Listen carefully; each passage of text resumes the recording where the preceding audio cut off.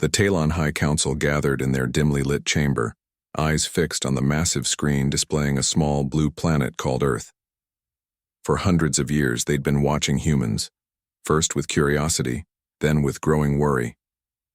"They've reached Mars now," said Elder Kim, his wrinkled blue face tightening with concern. "Their technology advances faster than any species we've encountered." Commander Day nodded, his tall frame casting a long shadow across the polished floor. "What troubles me isn't just their speed of development, it's what they create." He gestured and the display changed to show human military exercises, weapons tests, and border conflicts. "They spend more resources on weapons than any civilization at this stage should," Day continued. "Even as they fight among themselves, they reach for the stars. Imagine what they might do when they discover they're not alone." The council murmured, nervously. Humans were an anomaly in their centuries of observation, creatures who simultaneously created beautiful art and music while developing increasingly efficient ways to destroy each other. "Perhaps they'll grow past this phase," suggested Researcher Sun, the youngest council member. "Many species do." "We can't take that risk," Day replied firmly. "Their historical pattern is clear, periods of peace followed by devastating conflicts, each more destructive than the last. If they bring that pattern to interstellar relations..." The room fell silent until Elder Kim spoke again. "We've hidden well until now. Our observation posts remain undetected." An alarm suddenly blared, cutting through the silence. The display shifted to show a human exploration vessel approaching one of their research stations near Neptune. "Impossible," gasped Sun. "They shouldn't have detection capabilities this advanced yet." Commander Day's expression hardened. "It was only a matter of time. They've improved their scanning technology 3 generations faster than our models predicted." The council watched as the human ship slowed, clearly having noticed something unusual. Their sensors were probing the carefully concealed Talon station. "They haven't seen us directly," reported a technician. "But they're suspicious they're sending messages back to Earth." Elder Kim rose from his seat, his decision made. "The watching phase is over. We must make contact before they discover us unprepared." "Commander," Day bowed slightly, "I've prepared for this possibility. My diplomatic fleet stands ready." "Diplomatic?" questioned Sun. "Those ships carry our most advanced weapon systems." Day's expression remained unchanged. "A necessary precaution. Humans respect strength above all. Their entire history shows they only maintain peace when facing equal or superior force." The council debated briefly before Elder Kim raised his hand for silence. "Commander Day will lead our first contact mission. Your primary goal is peaceful exchange, but you have authority to use the nullifier if humans prove aggressive." Day's eyes widened slightly. The nullifier was their most closely guarded technology, a device capable of temporarily disabling advanced technology across an entire solar system. "We've never deployed it outside of testing," he said cautiously. "We've never encountered a species like humans before." Elder Kim replied. "Their technological growth is unnatural, almost as if they're being guided." Day gathered his crew within hours. His flagship, the Sunlight Seeker, led 11 other vessels toward Earth, an overwhelming show of force by Talon standards. As they approached Earth's solar system, Day studied everything they knew about humans, their divided nations, their constant conflicts, but also their resilience and creativity. Something about them both terrified and fascinated him. "Commander," his communications officer called, "Earth's space defense network has detected us crossing their outer monitoring boundary." "Good," Day replied. "Transmit the greeting message we prepared. Let's see how they respond." The tense waiting lasted only minutes before the response came, cautious but not hostile. Earth's United Space Command requested a meeting point for formal contact near their moon. "They're sending only 3 ships," reported his scanner officer. "Small vessels, minimal weapons. Don't be fooled," Day warned. "They'll have hidden capabilities, humans always do." The first meeting was conducted over video transmission. Captain Lee of Earth's flagship appeared on screen, her expression carefully neutral as she welcomed the Talons to Earth's solar system. "We've Long wondered if we were alone in the universe, she said. This is a historic day for humanity.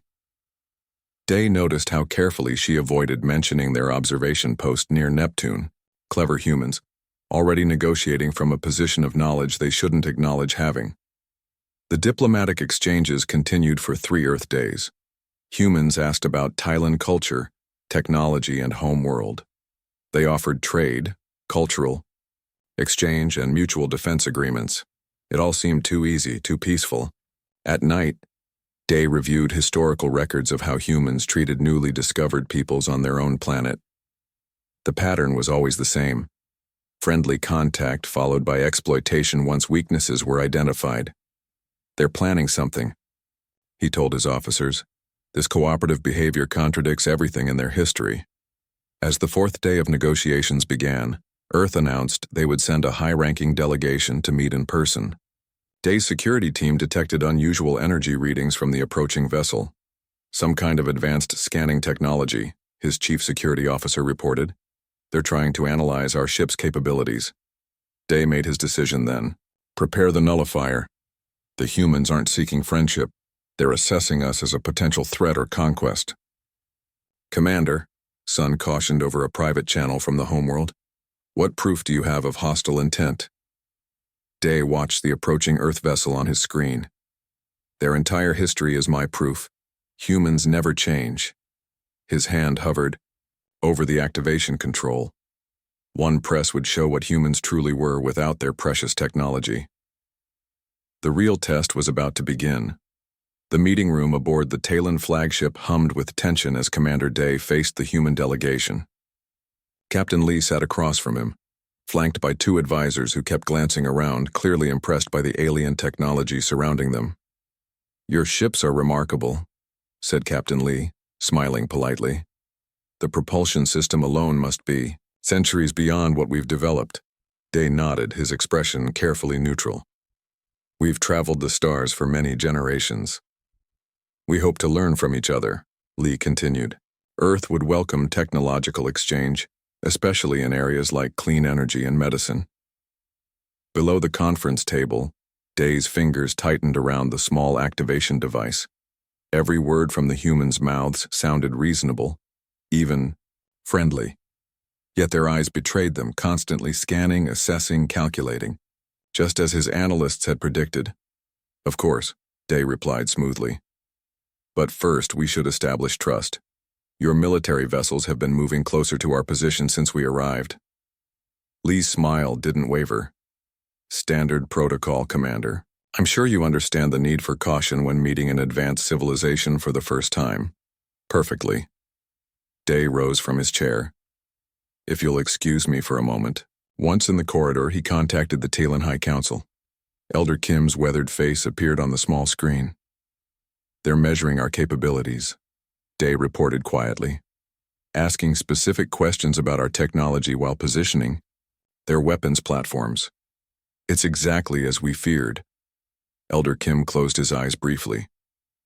You believe the nullifier is necessary? I do. They hide their intentions well, but humans have always followed the same pattern. Study, then strike. If we wait until they've fully analyzed our ships, we risk everything. After a long pause, Elder Kim nodded. Proceed. May wisdom guide your hand. Day returned to the conference room with the decision weighing heavily on him. The humans were discussing trade routes sounding for all the world like peaceful neighbors. Before we continue, Day announced, I'd like to show you something about our people. He pressed the activation control beneath the table. Nothing happened in the room itself. No flash of light, no sound, nothing to alert the humans. But on the monitors around them, alerts began flashing. Commander, an officer called through the communication system. The nullifier has been successfully deployed. Captain Lee's communication device buzzed. She checked it, frowned, then tried again. Seems we're having some technical difficulties, she said smoothly, though the first hint of worry creased her brow. Day merely nodded. It appears so. Within minutes, more urgent messages reached the human delegation. Captain Lee's composure began to crack as she turned to Day. We've lost contact with Earth Command. In fact, we're not receiving any signals at all. What's happening? Safety measure, Day explained calmly. One that will help us understand each other better. The delegation was quickly escorted back to their shuttle, only to find its systems completely dead. From the viewport of his ship, Day watched Earth change. The bright web of lights that had covered its night side began to flicker, then fade. Satellites drifted from their orbits, now nothing more than useless metal. The nullifier is functioning at full capacity, reported his science officer. All technology beyond basic mechanical systems has been neutralized throughout the solar system. Day stood at the observation window, hands clasped behind his back. And now we see what humans truly are when their weapons and machines fail them. On Earth, the effects were immediate and catastrophic. The blackout hit midday in some regions, and middle of the night in others, but the result was the same: complete technological failure. In a hospital in Seoul, Dr. Jin stared in horror as every monitor and life support system shut down simultaneously. "Manual resuscitation now," she shouted, rushing to a patient whose ventilator had stopped. Nurses quickly began hand-pumping air into struggling lungs while others checked vital signs the old way, with fingers on wrists and stethoscopes that still worked because they needed no electricity. Across the world, planes fell from the sky. Those pilots skilled enough to glide to emergency landings became instant heroes. Ships lost navigation and drifted at sea. Cars stalled on highways, creating massive jams. Cell phones, computers, televisions, all dead. Within hours, cities plunged into darkness as power grids failed completely. Water stopped pumping to upper floors of buildings. Food began to spoil in unpowered refrigerators. From orbit, the Talon ships watched and recorded everything.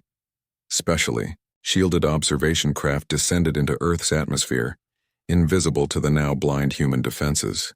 "Look how quickly they turn on each other," Day noted as reports came in of looting in some cities.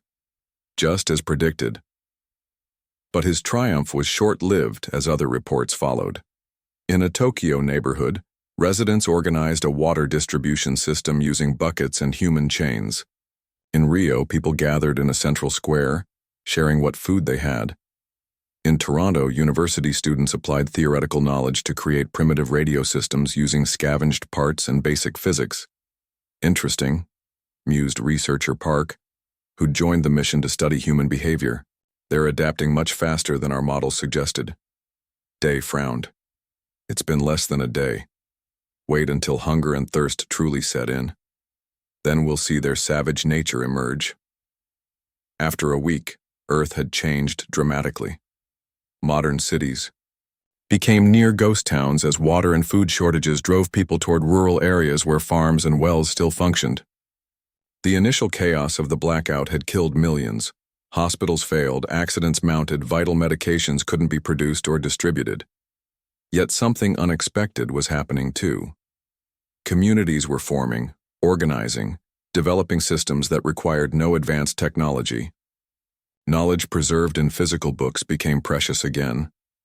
Elderly people who remembered life before computers suddenly became valued teachers. "Commander," Park reported after 2 weeks of observation, "human casualty rates are 40% lower than our projections. Their adaptation curve is remarkable." Day studied the latest images from Earth. People planting community gardens, rigging simple windmills for power, creating messenger networks between settlements. "They're resilient," he admitted reluctantly. "But the real test comes with time. The nullifier will remain active for at least 6 months. Let's see what remains of human civilization then." What the Talons couldn't yet know was that humanity was just getting started. The very ingenuity that had made humans such a potential threat was now being channeled into the most basic challenge of all: survival without the technology they'd grown to depend on. 3 months into what people on Earth called the Great Darkness, Lieutenant June stared out the small viewport of their stranded vessel. Mars hung like a red jewel against the blackness of space, beautiful but utterly indifferent to their plight. "We've got about 2 weeks of food left if we keep rationing," said Engineer Juan, sliding up beside her. His once crisp uniform was worn and stained, his face thinner than it had been when their ship's systems mysteriously failed during what should have been a routine mission to the Mars colony. "The colony can't help us," June said quietly. "They've got their own problems." Their last transmission from the Mars colony, before all communications died, reported the same mysterious technology failure that had hit their ship. Life support. Systems were functioning on manual backups, but they couldn't spare resources for a rescue mission. "So we help ourselves," Juan replied, unrolling a hand-drawn schematic on the table behind them. "I've been thinking about this for weeks. We can't fix the engines. Whatever knocked out our systems fried them completely. But we don't need engines to get home." June studied the drawings with growing interest. "Solar sails?" "Exactly. We have the materials in storage for emergency repairs. If we repurpose them, we can build a sail large enough to catch the solar wind." "That would take months to reach Earth," another crew member objected. "Better than never reaching it at all," June replied. Her decision was made. "Let's get to work." While June and her crew began their desperate journey through space, on Earth, humanity was facing its own struggle. In what was once Seoul, people had abandoned the higher floors of apartment buildings when water could no longer be pumped up. The streets, once crowded with cars and buses, now saw handcarts and bicycles, the only vehicles still functioning. Professor Yoon, once a theoretical physicist at the university, now taught basic mechanics to a group of young people in what had become the community workshop. "The principle is simple," he explained, demonstrating with a hand-cranked generator they'd built. Mechanical energy converted to electrical energy, not enough to run computers or televisions, but enough for essential medical equipment and emergency lighting. Across the city, similar adaptations were underway. Former corporate executives worked alongside laborers to create systems for water purification. Chefs who once prepared luxury meals now taught people how to preserve food without refrigeration. The Talon observers watching all this were growing increasingly confused. "They should have descended into complete anarchy by now," muttered Commander Day, reviewing the latest reports. "Their technology was their strength. Without it, they should be helpless." "Perhaps we misunderstood them," suggested researcher Park. She'd been watching a community in what humans called Australia, where indigenous knowledge about living with the land had suddenly become invaluable. They're drawing on older knowledge, skills their ancestors had before advanced technology. Primitive survival techniques, Day dismissed. They can't possibly maintain their population or standard of living this way. "No, they can't," Park agreed. "But they're not just surviving, they're rebuilding in a different way. Look at this." She showed him footage of a former urban area where people had transformed a concrete park into productive gardens. Children learned to plant seeds and harvest vegetables, while older community members taught letter writing as a replacement for text messages. "They're adapting their entire way of life," Park continued. "Their technology wasn't just tools, it was an extension of their creativity, and that creativity didn't disappear when we activated the nullifier." Day frowned but couldn't deny the evidence. "Continue monitoring. They'll break eventually. No species can face such a drastic change without collapsing." Back in space, June's crew had finished constructing their massive solar sail. The delicate work of assembling it had taken weeks, with crew members performing spacewalks using their limited supply of oxygen to attach the thin, reflective material to the framework they'd built. "It's not pretty," June acknowledged as they prepared to deploy it, "but it doesn't need to be pretty. It just needs to work."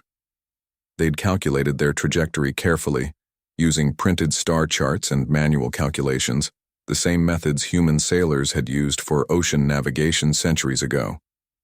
If they deployed the sail correctly, the constant pressure of solar radiation would gradually accelerate their ship toward Earth. They would have to make manual adjustments throughout the journey, and the trip would take nearly a year, but it was their only chance. "Deploying in 3, 2, 1, called Juan.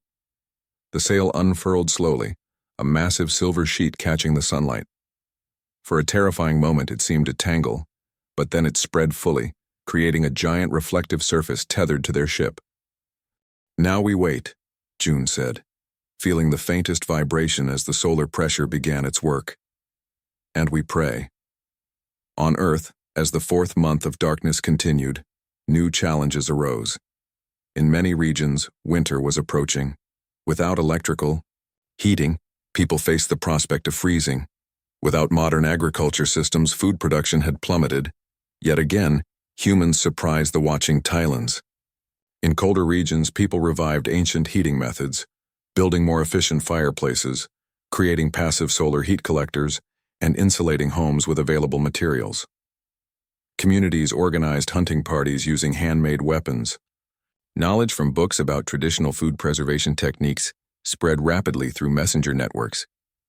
In a small coastal village, people discovered they could predict weather patterns by watching animal behavior and cloud formations, knowledge that had once been common but was long forgotten in the age of weather satellites and apps. Libraries became the new centers of power, places where knowledge existed independent of computers and internet connections. Librarians, once considered an outdated profession, found themselves community leaders, guiding people to books about agriculture, mechanics, medicine, and other essential topics.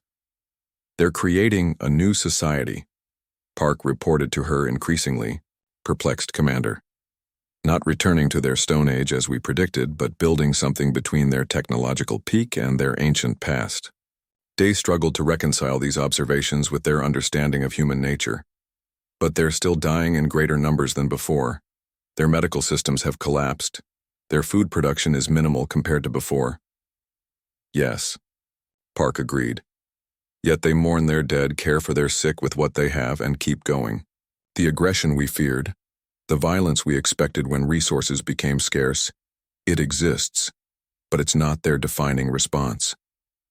In the vast emptiness between Mars and Earth, June recorded a log entry by hand in a small notebook, watching the distant blue dot of home grow imperceptibly larger day by day. Day 87 under sail, she wrote.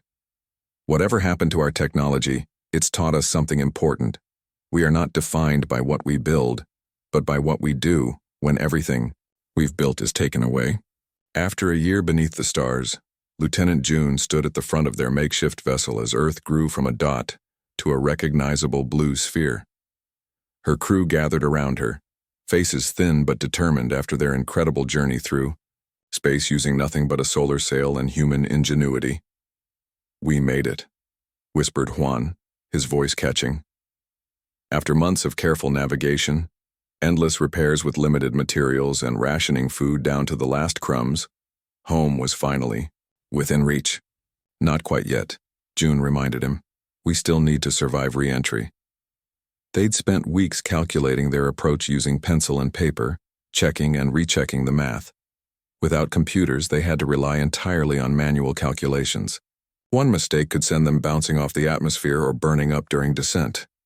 "Everyone to your positions," June ordered. "We've practiced this 100 times." As they strapped in for the most dangerous part of their journey, June allowed herself a moment of reflection. The journey had changed them all. They'd learned to depend on each other completely, to solve problems with creativity rather than technology, to face the darkness of space with nothing but their wits and will to survive. Meanwhile, on Earth, in a small coastal town that had once been a fishing village, researcher Han had made a decision that would change everything. For months, she'd lived among humans, disguised to study their behavior during what they called the Great Darkness. What she'd seen had transformed her understanding of these strange beings. The town council had gathered in what was once a school gymnasium. Oil lamps cast a warm glow over the faces of the community leaders as they discussed preparations for the coming spring planting. "We'll need more hands for the eastern fields," said the former fisherman who now organized agricultural efforts. "The soil there is finally ready. The apprentice healers can help 2 days a week," offered an older woman who'd once been a doctor and now taught medicine using herbs and basic techniques. "They need to learn about plant cycles anyway." Han sat quietly in the back, as she had for months, observing how these people had transformed crisis into community. When the discussion finished, she stood and walked to the front of the room. "I have something important to tell you all," she said, her voice steady despite her racing heart, "about why your technology failed." The room fell silent as Han carefully removed the small device that altered her appearance. Gasps filled the room as her true form was revealed. Her blue-tinged skin, large eyes, and slender frame unmistakably not human. "My name is Han, and I come from a civilization called the Talons," she began. "For centuries we've watched your world from afar." In the stunned silence that followed, Han explained everything. The Talons' fear of human aggression, Commander Day's decision to deploy the nullifier, and the year-long experiment to see how humans would behave without their technological advantages. "We believed without your machines you would turn on each other," she concluded. "That technology was the only thing keeping your violent natures in check. I came to study your collapse. Instead, I witnessed something remarkable. The town blacksmith, a woman who'd repurposed her metalworking skills to create essential tools, stood up. So all this suffering, the deaths, the hardship, it was your test?" Han lowered her head. "Yes, and I cannot ask forgiveness for it. But I can tell you that what you've shown us may change everything between our worlds." To her surprise, the town didn't erupt in anger. Instead, the council asked questions, thoughtful, probing questions about Talon civilization, their technology, their history. "Do your people ever face challenges?" asked a teenage boy who'd become the town's messenger. "Real challenges that test who you are?" Han considered this. "Not for many generations. Perhaps that's why we feared you. We've forgotten what it means to overcome." Above the Earth in the Talon command ship, Commander Day faced a crisis of his own. For months, reports from observers like Han had contradicted everything they'd believed about humans. Now his officers had detected an approaching vessel, one that should have been impossible. "It's definitely one of their Mars ships," confirmed his scanner officer. "But it's been modified. They're using a solar sail to reach Earth." Day stared at the image in disbelief. "They crossed interplanetary space using primitive technology? How?" "The same way they've adapted on the planet," said Park, who had become his chief advisor on human behavior. "They used knowledge they still possessed, basic physics, astronomy, navigation, and applied it creatively." As reports flooded in from observers around the planet describing similar adaptations and innovations, Day finally reached the unavoidable conclusion. They had completely misunderstood humans. "Prepare to deactivate the nullifier," he ordered, "and arrange a direct meeting with Earth's remaining leaders." The deactivation was as silent as the activation had been a year earlier. Across the planet, dormant technology suddenly hummed back to life. Lights flickered on in abandoned buildings. Satellites rebooted and resumed their orbits. The background, noise of modern civilization, the hum of electricity, the ping of communications returned like a long-absent friend. Many people cheered as power returned. But in countless communities, the reaction was more complex. They had lost much, suffered greatly, but also discovered parts of themselves, long forgotten. In what had once been Washington, D.C., Commander Day stood before a gathering of leaders who had emerged during the crisis. Some were former politicians, but many were ordinary people who had shown extraordinary leadership when traditional power structures failed. "We come seeking peace," Day began formally, "and offering reparations for our intervention." An older woman stepped forward. She had once been a history professor before becoming the coordinator for a network of communities along the eastern seaboard. "Before we discuss terms," she said calmly, "I'd like you to understand something about us that your experiment clearly missed. Our technology isn't what defines us, it's just one expression of who we are. Take it away and we find another way to express our nature." Day nodded slowly. "We see that now. We mistook your tools for your essence." "A common mistake," she replied with the hint of a smile. "We make it ourselves sometimes." The negotiations that followed weren't about weapons or power or territory, the things the Talons had expected to matter most to humans. Instead, they focused on knowledge exchange, cultural understanding, and how two very different civilizations might learn from each other. As June's crew was finally welcomed home with celebrations, and Han was introduced to the wider human community, not as a spy but as a friend, both species began to recognize a profound truth. Technology isn't everything. Behind the machines and devices and weapons that had so frightened the Talons was something far more fundamental. The human spirit that creates technology as just one of many ways to express its endless drive to connect, to solve problems, and to survive against all odds. That was what the Talons had truly feared without understanding it, and it was what, in the end, they came to admire most.